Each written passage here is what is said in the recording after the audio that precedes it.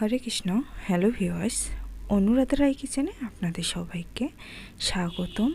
চলে এলাম লাউ শাকের একটি দুর্দান্ত রেসিপি নিয়ে। তবে চলুন রেসিপিটি দেখে নেওয়া যাক।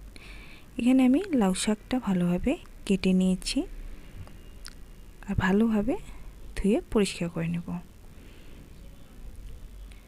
এখানে একটা মশলা আমি পেস্ট করে নেব। এখানে 2 টুকরো দিয়ে দিচ্ছি আদা, 4টে কাঁচামরিচ, আর দিচ্ছি পরিমাণ মতো তিল। এখানে দিয়ে দিব চীনাবাদাম আর দিয়ে দিব গোটা সরষে। এই সব কিছু আমি ভালোভাবে একটা পেস্ট করে নেব।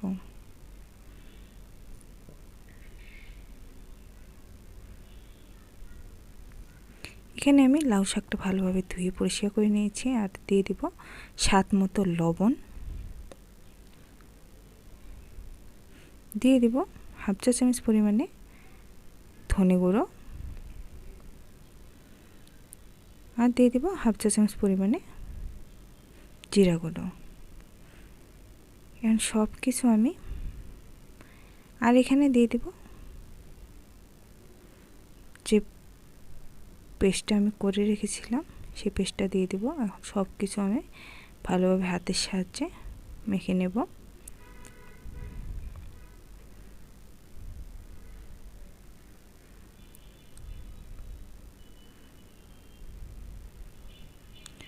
এভাবে আমি 5-6 মিনিট ধরে মেখে নিয়েছি আর এটা আমি রেস্টে রেখে দেব 10 মিনিটের জন্য। একটু পরিমাণ মতো দিয়ে দিলাম সরষের তেল।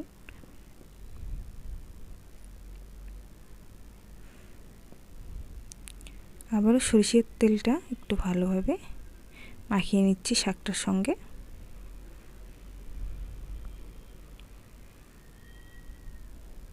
দেখতে পাচ্ছেন শাক থেকে আমার অনেকটা জল বেরিয়ে গেছে।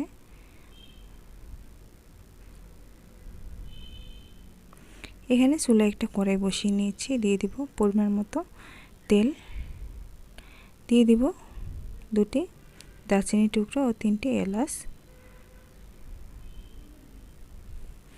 দিয়ে দিব 2টি গোটা শুকনো মরিচ আর দিয়ে দিব হাফ চা চামচের মতো কালো জিরে, সামান্য পরিমাণে দিয়ে দিব একটু হলুদ গুঁড়ো।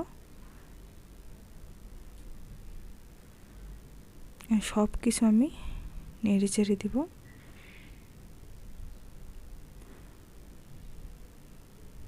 ফোড়ন থেকে যখন একটা সুগন্ধ বের হবে তখন আমি শাকগুলো দিয়ে দেব।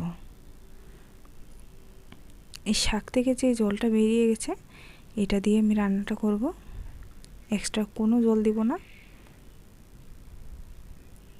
এখন একটা চামচের সাহায্যে নেড়ে চেড়ে দেব।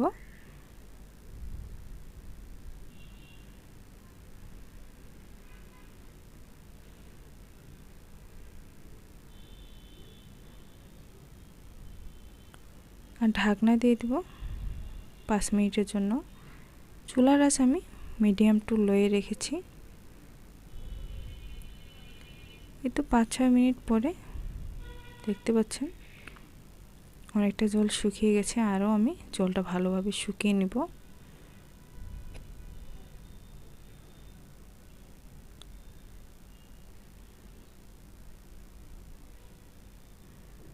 আবারও আমি ঢাকনা দিয়ে দেব 6-7 মিনিটের জন্য।